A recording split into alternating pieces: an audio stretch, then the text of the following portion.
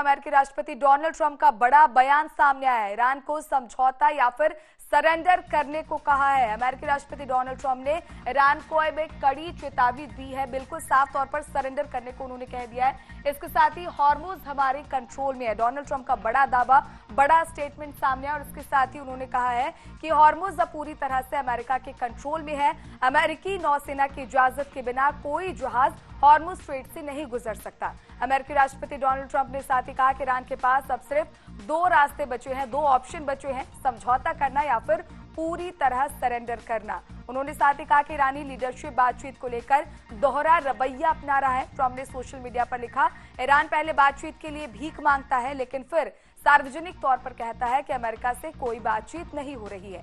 उन्होंने आगे कहा कि हॉर्मुज स्ट्रेट पहले से ही अमेरिका के कंट्रोल में है। अमेरिकी नौसेना की इजाजत के बिना कोई भी जहाज वहां से गुजर नहीं सकता।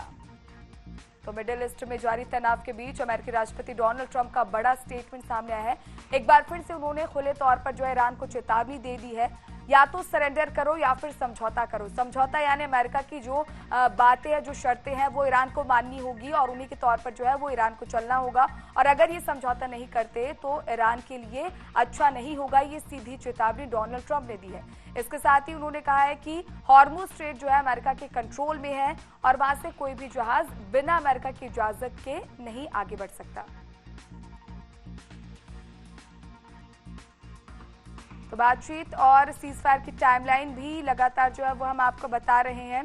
अमेरिका और इजरायल के हमलों से शुरू हुआ ये संघर्ष कई उतार चढ़ाव से गुजरा है। 8 अप्रैल को पाकिस्तान की मध्यस्थता में पहला सीजफायर लागू हुआ, जबकि 17 जून को दोनों देशों के बीच 14 सूत्रीय समझौतों पर हस्ताक्षर किए गए। इसके बाद स्विट्जरलैंड और कतर की राजधानी दोहा में कई दौर की उच्च स्तरीय बातचीत अमेरिका ईरान के बीच करने की कोशिश की गई और ये बातचीत हुई भी। हालांकि 8 जुलाई को तत्कालीन अमेरिकी राष्ट्रपति डोनाल्ड ट्रंप ने सीजफायर खत्म करने का ऐलान कर दिया। इसके बाद दोनों देशों के बीच एक बार फिर हमले शुरू हो गए। यानी लगातार 13 दिनों तक चली बमबारी के बाद 25 जुलाई को अमेरिका ने पहले हमले रोक दिए। वहीं 2 अगस्त को ईरान पर प्रस्तावित बड़ा हमला टाल दिया गया। इसके बाद 3 अगस्त को दोनों देशों के बीच नई बातचीत का ऐलान हुआ है और अब उम्मीद की जा रही है कि इस बातचीत के जरिए कोई रास्ता यहां पर निकलकर सामने आएगा।